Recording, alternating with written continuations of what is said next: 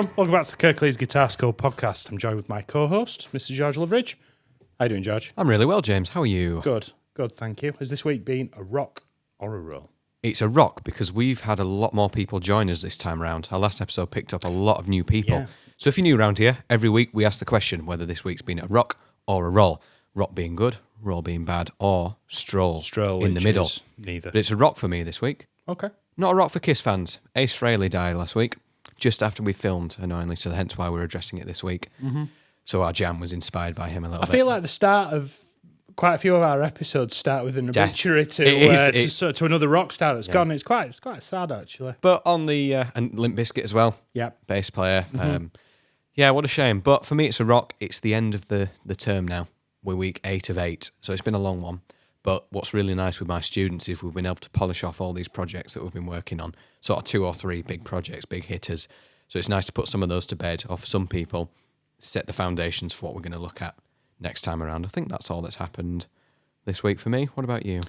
It's a stroll for me this week. Yeah, not really, nothing to report really. I've just, when you have one of those weeks where you've just got like a million little odds and sods that you just need to tie up. It's been one of those weeks. So I've got a pretty big project that's under wraps that I've got to work on in the half term. That's the first I've heard of it, actually. But what I'm trying to do is I'm trying to make sure that my diary and my calendar are completely empty, so I've got a week to really kind of hit the ground running and knock it out of the park. So it's busy, but when next week rolls around, I'll be really glad for it, and I'll let you know in next week's podcast as to how that's going. So scheming. Well, and that's the only thing that's in the diary apart from getting this sort of project off the ground. So I'm looking forward to it. So what's on the agenda for today? What are we going to talk about? Fab. Today we're looking at modern guitar songs. We're going to try and delve into why us guitarists only want to learn classic rock, Kiss, Led Zeppelin,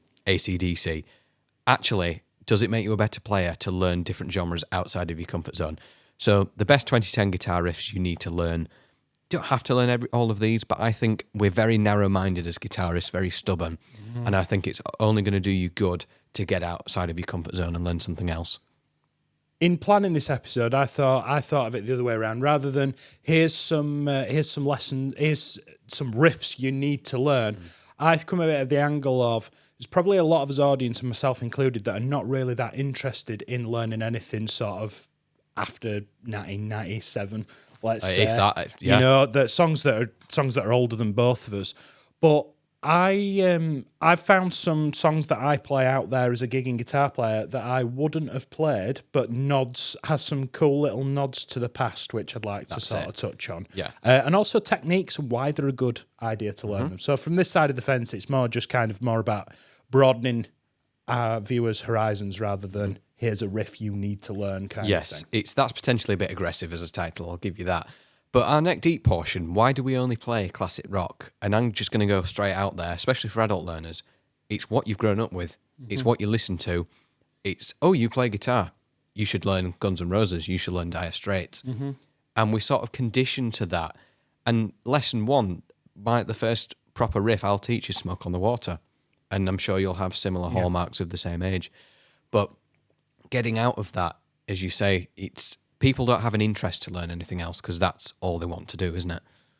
Yeah, and I think especially the adults that come to see us, they've probably wanted to learn for quite a long time and then never sort of got round to it because life gets really busy. You get married and have a family and do all that kind of stuff, and you go, I'll worry about guitar later. And then you find yourself sort of retired or semi-retired, and you're like, now's the time. And you relive all the sort of music that if you were a teenager, you would have been learning to play, which at that time was current. But even though I'm, fresh out of the box, really, I'm an oddity and I will listen to stuff from the 50s, 60s, 70s, 80s. Not really a fan of the 90s or the new stuff.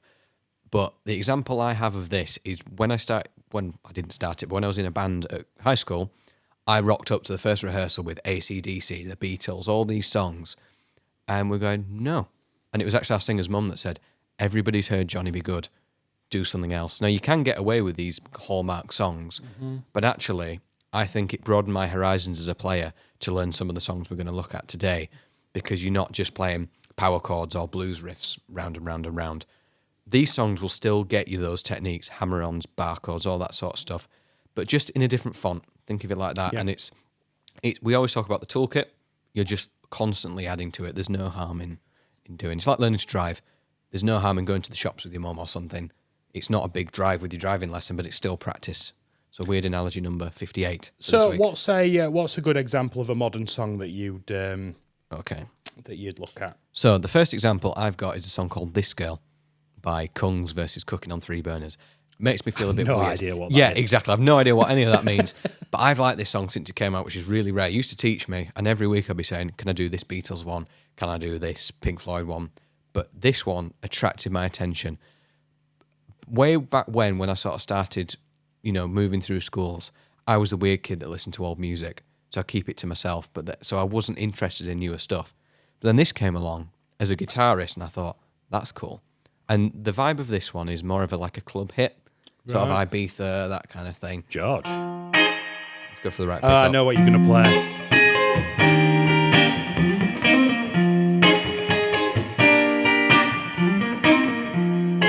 Dripping in reverb from the off, minor seventh bar chords, hammer-ons. I just really like it. I don't know what it is. Yeah, he's kind of got almost like a bit of a sort of Nile Rodgers. There was a Chic song called Soup for One, which was sampled by a group called Mojo. I think it's called Hear Me Tonight. Yes, so I used to teach a student, who I don't teach anymore because his business took off. Congratulations, mate. We were doing Sex Pistols, Eric Clapton, and he went on holiday to, I think it was Ibiza, and he said, I heard this song called Lady. Yeah. It's in between his movie kind of thing. It's that.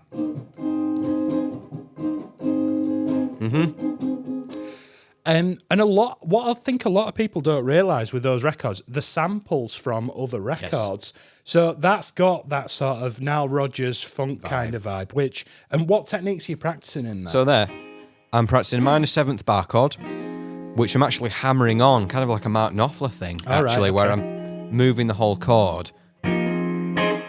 Palm muting. Yep. Raking. What key are you in? It is an F minor chord on the A string. And then you're putting that E flat in on the bottom. And then that lands on an E flat major 7. Going from a minor chord to a major 7th chord, it's kind of dirty, but it works really well. And then I've got hammer-ons on multiple strings. So minor pentatonic scale. Minor pentatonic scale, yeah. Shape 4, maybe? Or your Shape 3. Yeah, on your A string, yeah. If any Huddersfield Town fans, that was actually a town chant. Oh, was it really? I think when Michael Heffley was there. Yeah. In football, no. I have no idea. I just remember learning it at the time and I go, that's a town chant.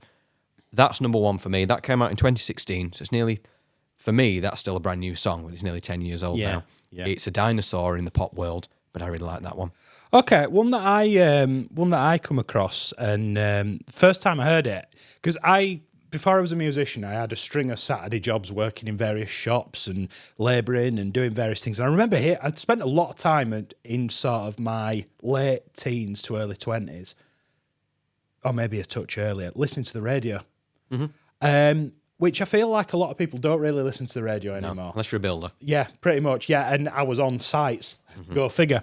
And I remember hearing this and thinking, that sounds ace. That sounds almost like quite rocky, but there's no distortion. And it was Rolling in the Deep by Adele. Yes. Now, it's got this really kind of... I'm using the big Marshall today, so it just wants to be distorted all the time, yeah. But it starts with this. And then it sort of moves round the...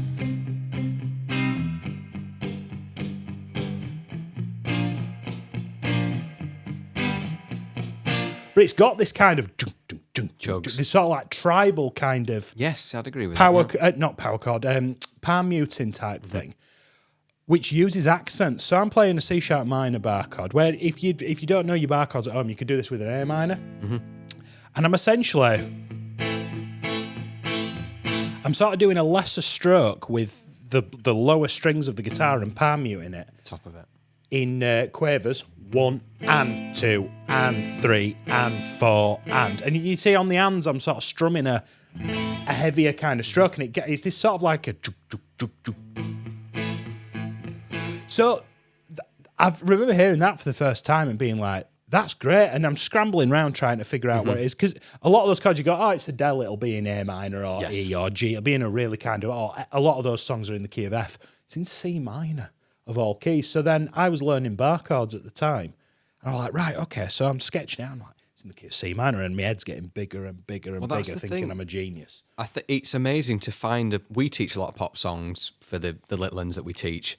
And for us, it's just whatever. But it's nice when you, like Adele is a seriously talented musician. Oh, 100%, yeah. And that's the difference in pop. Like, you look at these people that are just recycled record after record, and it's just bloody noise, is this? We don't like change. But someone like Adele, her stuff, I'll entertain it. Yeah. Billie Eilish even, whoa, hang on, I'm playing a super strat. What am I doing talking about her? The musicianship is phenomenal. Yeah. And if you scratch beneath the surface, you can play some good stuff. And I think that Adele one, all your mates are listening to it, downloaded it on their ringtones in 2009 or wherever it came out. Yeah, Bluetoothing it to each other. But actually, there's a cool guitar part underneath, and it kind of feels wrong because we just want to play a whole lot of love. Yeah, yeah. But then you can play that and it still feels good. Go on, hit us with another one then. Okay, so this is a Bruno Mars track. He's one of us. He's got some very expensive signature strats that he's done with Fender. Yes. This came out in 2010. So a long time, similar time to that. This is Runaway Baby. I actually remember when this song came out. Yeah, there you go.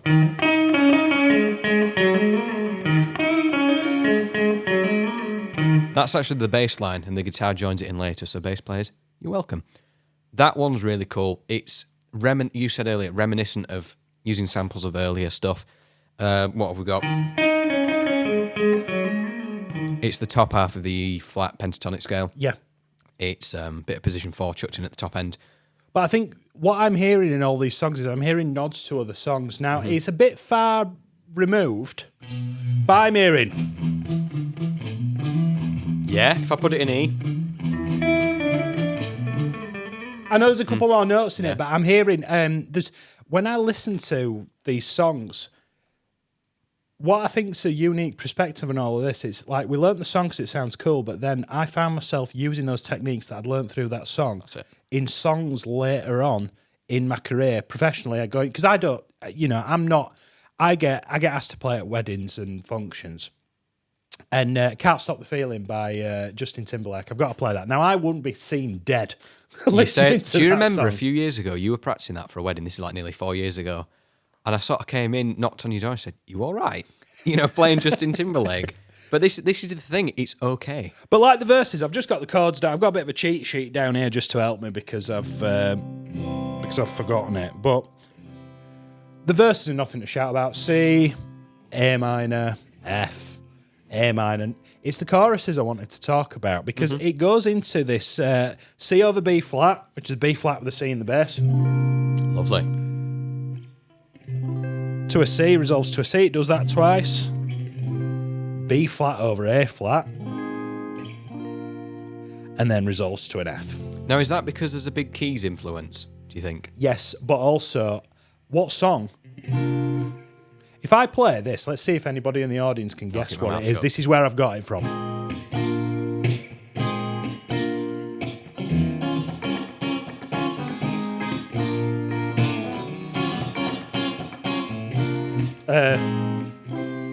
There we go, it's there somewhere. Michael Jackson. Yes, I won't do the hee-hee. Yeah, but I'm hearing I Wanna Rock With You. All night, yeah. Just side tangent, Off the Wall is the album that taught me how to play funk style guitar, all that sort of... all that kind of playing I got directly from that. Okay, album. so let's say it's 1986 and we're doing this podcast now, or 1985 and it's not 2025. It's okay for us to take songs from the charts to learn. But we wouldn't be seen dead looking up the charts now and going, oh, I want to learn that. But I think the caliber of it's like, the point I'm trying to come across is I'm hearing other songs in those songs. Like, you think of the bands in the 80s that were popular, like Toto, for example. What a list of players. You got Luke, Third, Jeff Porcaro.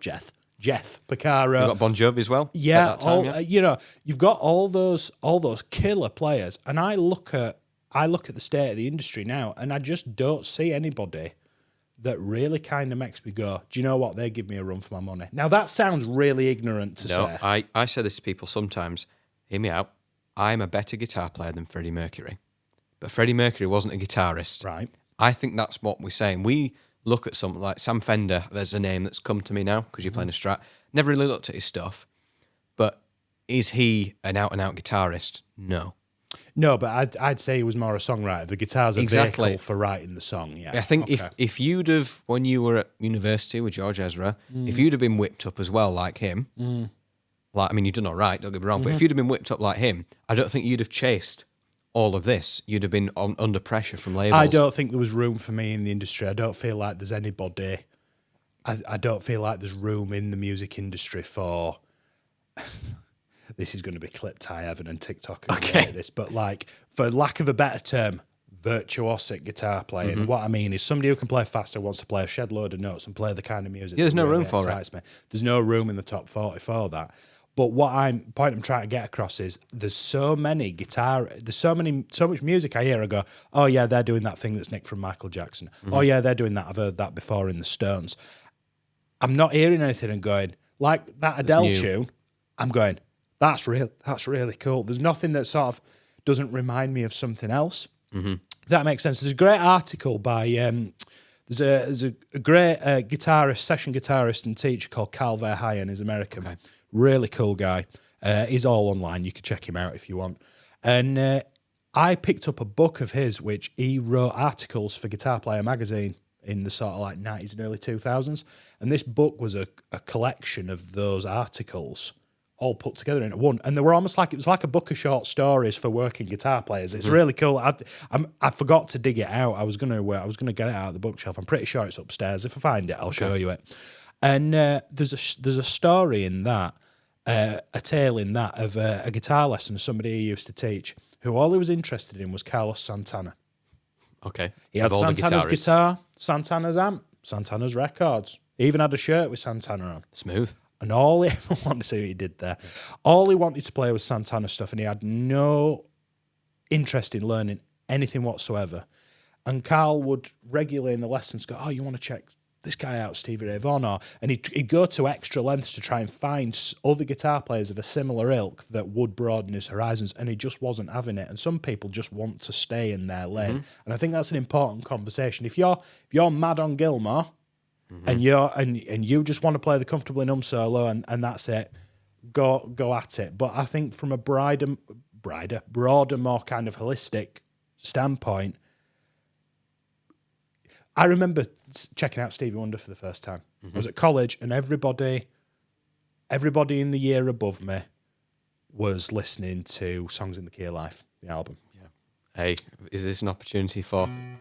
There he is. Yeah, sorry. But and I'm like, I won't be seen dead listening to that. Yeah, I was the same when I was sort of 15, 16, that sort of age. But all of a sudden I'm hearing it, because this is back in the day where Yobs would put music on the phones and just loiter places. Cut the hand around the speaker to make it louder. And I'm hearing...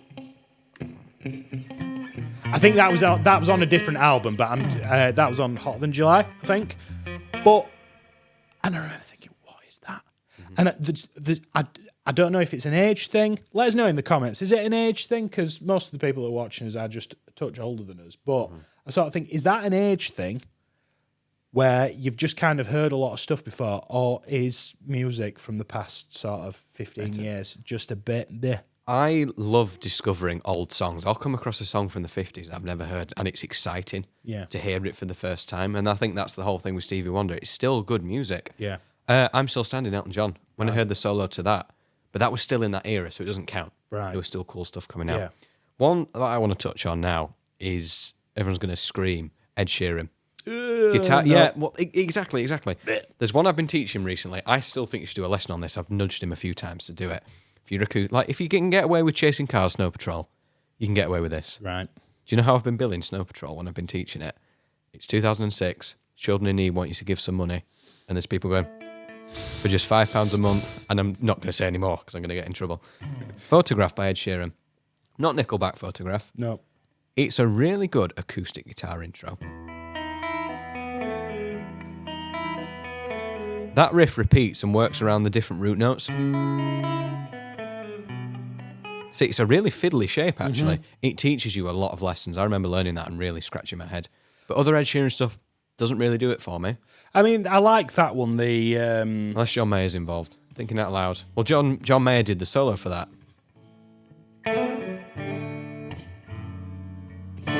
Keep going.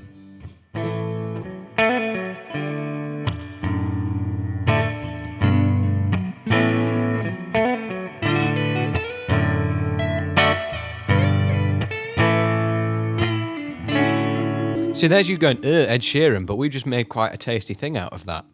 Exception to the rule, George. Exception to the rule, exactly. I've got there's one I really hated at the time of release. It's got a wicked bass line, Attention, Charlie Puth. Yeah. There's, have you heard of a band called Scary Pockets? No. Oh, I'll send you the link to it. They're one of these bands on YouTube that take sort of popular songs or songs from a completely different genre and turn it into like funk. There's a band like that called First to 11 that do pop into rock. Right, okay. It's similar kind of idea. But what they do is they get session players and it's the same kind of person that orchestrates it. It's kind of built off this postmodern jukebox idea where there's like postmodern there's jukebox, one. yeah. So Scott Bradley from Postmodern Jukebox, it's same idea where there's one guy that orchestrates it all, and he just has this ace network of players, and whoever's available comes in for a session and records them, and they do this. I'll send you it. It just like I've never liked that song until I've heard, and maybe that's another conversation. Like in a different style, is it? Yeah, does it work? And maybe it's a stylistic thing. I don't know. I'll send you that. Yeah. Remind me at the end of the episode. It's great. You mentioned Quavers for Rolling in the Deep. I've been teaching Hot and Cold Katy Perry to the younger players, younger in terms of playing ability and age. Because it's Katy Perry. I know Katy Perry. Because Firework can go to hell. I've been playing that for years for new guitarists. But there's a rock version that she recorded. All right. And the only difference is there's an overdriven guitar over the top going, playing Quavers. And it encourages palm muting. Yep. Which for new players, I'm like, rest on the bridge. They're like, why? Timing exercises as well. Like that are really good for it's timing. Vital. I've got a student that will only play Quavers. He's like 8, and fair enough. He's doing really well, but he only ever wants to play Quavers. You were once that child. Yes, George. yeah. But he's like, oh, I can go mute it rather than going. And it makes you sound a lot more sophisticated. We spoke about this in the strumming episode. If you can take one technique that kicks your playing up by like 5 years in 5 minutes, that is a winner. Final one I want to sort of go for it. I've got one more then, going after you. Is Moves Like Jagger by... Maroon 5. Yeah. Sorry, I've stolen your thunder there. Yeah, go on, play it for me then. It's been a while, boss. Yeah, so that's B minor 7. Yeah, E minor 7. Yeah. Right, so I'm listening to that. Hey, that was more. There we go, Nice. That's better. Again, it nods to that kind of funk thing. Almost Long Train Running. That's exactly what I was going to say, because I'm hearing... But I see how you went up to that F again, like you were from that first piece that you showed This girl, me. yeah. It's all connected. Like, it sounds like the more songs that you learn, the more you kind of borrow from here, borrow from there. So, Moves Like Jagger, I don't like the song. I've never liked the song. But I kind of go, it's nearly Long Train Running, and I'm getting paid to play guitar. I actually bought that weddings, so way back when. Did you? Yeah, I did. Because if you look at my music library, it's all the stuff we all listen to, and I think we're all in the same club. But then there's probably about 10 from this sort of 2010 to 2015 era that I actually bought because it slipped through the net, and I sort of got on with it. Get Lucky, another one. Yeah. But that is Daft Punk, so that doesn't count. Yeah, it is Nile Rodgers, isn't it? Final one for me is a McFly tune.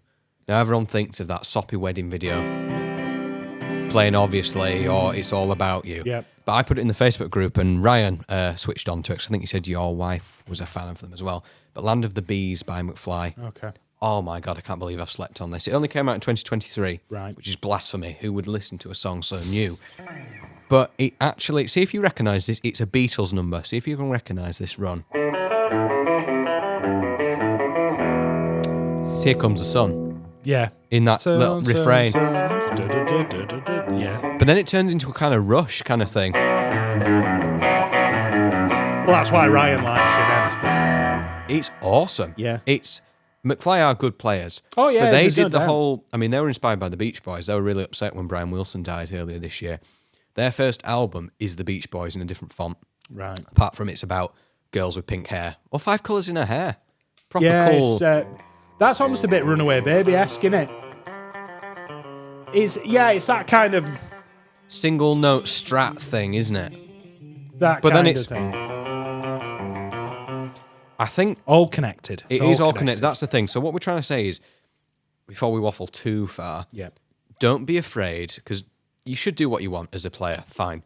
But actually, if James gives you in one of the group sessions his Snow Patrol, and you go, ugh, where's the AC/DC gone? Actually, learn it. Candy. Yeah. Like I've seen some of your group sessions, like room full of blokes, they just want to play AC/DC and Led Zeppelin, like I'm saying. But they're sat strumming through Candy, and they're learning more in that 3 And they're having minutes. such a good time Exactly. as well. Yeah. You've got to learn these techniques, and this sort of thing has made me a better player. That attention one, it sharpened up my ambient playing going. I'd have never have thought to put such chromatic chords together. Yeah, it's an interesting chord It progression. is. Yeah. But he's a good musician. It really makes you a better player. Don't be that person sat on the wall. It's like bloody electric cars. Blah, blah, blah, blah, blah. Fine, whatever. But don't be, waving your book about. Just learn some more stuff. And I think by the time you go back to your Beatles and your Stones, you will be a better player from going to other stuff. Agreed. Right, I think we should move on to pick our brains. Certainly, then. So yes. I'll take the first one and you take the second Please. one then. Okay, so Jeff, hi Jeff. Jeff Thompson asks on last week's episode, can you explain how to identify a song's key, please? Gulp. That's a very big topic. It's a very big topic. A song's key is the collection of notes. Well, first of all, what is a key? A key is a collection of notes that work really well together. And how you identify a song's key is, I have sort of like hierarchy of questions. Have you ever seen like the diagram that's like, should you practice guitar? And it says, Or should you buy a guitar? Or duct tape? Yeah. Does yes it or duct no? tape and WD-40? Does Yeah. it move? No. Should it? And should it move? And Yeah, that's so it. it's that kind of idea. I have this kind of process that I go through, which does tie into knowing probably up to a grade 1 standard of music theory. You need to first learn a handful of keys to be able to identify it. Now, the theory course that I keep alluding to, students of the school are currently working their way through that, and it's going to be available to the wider kind of public at the end of October / early November. It's not an easy question to answer, and probably something better kind of saved for an entire episode, and maybe so. with some examples. Have you got anything that you could answer that? So, Jeff, bar chords is what helped me learn keys, because I could play, I'm going to do it, Brown Eyed Girl. Those are open cowboy chords. Then I could do House of the Rising Sun. XYZ open chord songs, and I'd think, well, they're all in the same key, but they're not. Bar chords is what helped me look at those shapes. Another way, I don't know, in the way that you play, Jeff, I think you're on about, if you're playing Wonderful Land or something, it'd be nice to know what key it's in. To be fair, we don't say that to students. We don't start Candy and go, oh yeah, it's in A minor. I've started. Okay, but I think if a song comes on, can you just play me anything? And I'm going to do a live to try and work out what key it is. This is how I approach it if it comes on the radio or something.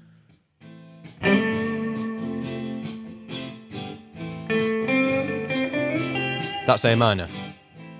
I found that a root note in the pentatonic scale. And that sounded...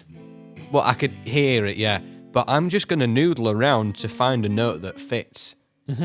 That's how I would find a key. That's my improv took off when I started doing that. A guitarist would be playing, and I'd sort of... Bingo, right, I'm in B flat. So that's your first part of call, is just stabbing around until you find a note urea that has you to be deem there. to be the root, and then it's by a process of elimination of, does this note work with it? Because if it's in the key of A, both me and you know that the key of A minor has no sharps or flats in it, so you should be able to play, all of the chords that I'm playing should be what we call natural. Now, I think we should sort of kick this on to a further episode. This is a full episode, easily. To talk about it. If you want to catch me for 5 minutes at the end of the group class, Jeff, by all means, please do. But I think this is something better explained if we really kind of have a good head scratch and figure out the best way to deliver it across 30 minutes rather than in 3 minutes. Definitely, yes. So, the second question, thank you, Jeff, comes from Ryan. Second mention of the day for Ryan. What's the best way to practice a solo or part of one that's difficult? For example, how to use a metronome to support this. So a metronome. Oh, we're going to say the same thing that I've said to Jeff, haven't we? Yeah. No, I think we can do. I think we can one up this one. Okay. Metronome. We refer to it for timing, for chords. Yeah. There's no nuances in the strumming pattern, give or take. But say Sultan's a swing, where you go in. Wrong key.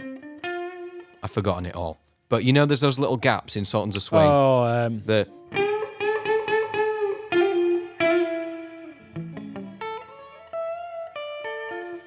metronome feels really hard because it's like, when do I come in? I say it nearly every week, Ryan, slow it down. Right. So our intro jam, that I nearly didn't butcher, that Kiss run, full of triplets. yeah. On Friday, I couldn't play that. I could read the tab. I worked it out. From there, I just sat getting familiar of it. So let's say you're practicing a solo. Let's say it's this solo, the...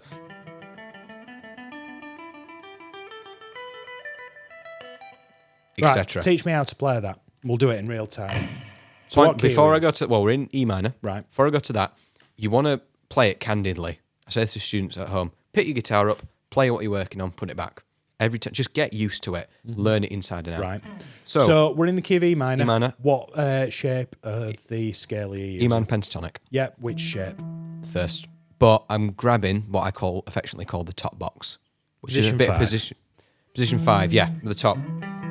So it starts, every note is triplets.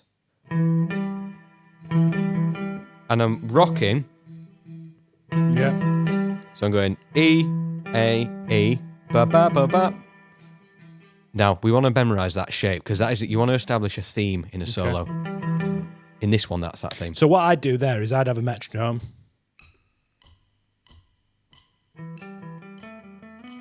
So on. And I'd get that bit first. I'd have the metronome, I count myself in, I go 1, 2, 3, 4. Now, that's today's practice for that solo, or this practice It session. depends on your bandwidth. is. I'd sort of try and get that up to maybe stitch 3 or 4 little short sequences together and then go, right, okay, I'm just going to practice that for a day. I'll come back to it tomorrow. If you come back to it tomorrow and you can do that, stitch a little bit more on, stitch a little bit more on. That's what I'm doing I'm with actually the- thinking of a video where we learn to play a guitar solo in real time and That'd be cool. I sort of go, right, okay, here's how I'm going to chop it up. I think that'd be really valuable for a lot of So, people. Ryan, case in point, I'm doing Comfortably Numb with a student. We're 3 weeks in, and we're probably about 12 bars in to the big second daddy solo. That's fine. You've got to do a phrase at a time. I always talk about phrases. If you look at one of James's tabs, you might see that a phrase that links up goes across 2 bars. It's not learning a bar at a time. It's like, right, today, Ryan, on this solo in my lesson, we've done bars 3 to 7.5, the halfway through 7, because that semi-quaver or that quaver lands on beat 1 of the next bar, but it belongs to that phrase. Right. And that happens in bass lines a lot. Yeah. Right down the line, Jerry Rafferty. I'm going across different bars, but that phrase, that's 1 and a bit bars, but it links on. So best advice, Ryan, learn the phrases, see if you can see the patterns. Think of it in and use a bars and think of metronome. it in phrases. Print out 2 copies of the tab and go through one with a Sharpie and chop it up, not necessarily into bars, but into phrases, and go, can I play that phrase? And more importantly, can I play it in time? Now, Ryan has been in touch. He reached out to me yesterday because he was struggling with a Rush riff that he was Fair dues. practicing. Yeah, which, Fair enough, it's Rush. it took me a minute to explain it to him as well. And he's going to post for Feedback Friday on the Facebook group to show us how he's getting on. So sometimes you just need that nudge in the right direction. But practicing to a metronome is quite possibly the most boring thing on planet Earth that you could do, but it's the best thing for any of you that follow us to do regularly. It's because it's the one thing that I still practice is my timing. I do. I was doing it. I heard you making a brew the other day, and I've got one that I use online. It's a free app. You can use Google. Just type in metronome, and there's one there. Brilliant, free resource. You can get an app on your phone. It's helped so many of some of my players sort of think they're above it a little bit. Yeah. But it is that back to basic stuff that you have to get right. I think we'll call that for today's episode. I think George. you will. Yeah. Yeah. Modern songs. Give them a chance. There's some absolute dross out there. There is, but I think we should all kind of acknowledge that we can all be prepared to learn. So we don't know it all, even after playing for all this time. You can teach an old dog new tricks. Definitely. And I don't think that there's any kind of interaction with any music or even any person, I can learn a little bit of something from anybody. And I think if you take that and foster that in your guitar playing, you'll benefit massively from it. Absolutely. Excellent. Right. Right. What are we doing to end? We haven't. What Well, we're doing? I've given you the chord progression for Rolling in the Deep, so I'm going to play the chords for Rolling in the Deep in the key of C minor. Thank you. Okay. And you're going to play a million notes over it. I can try. Thank you very much for watching, everybody. We'll see you next week. Go on then. 2 bar intro. Yes.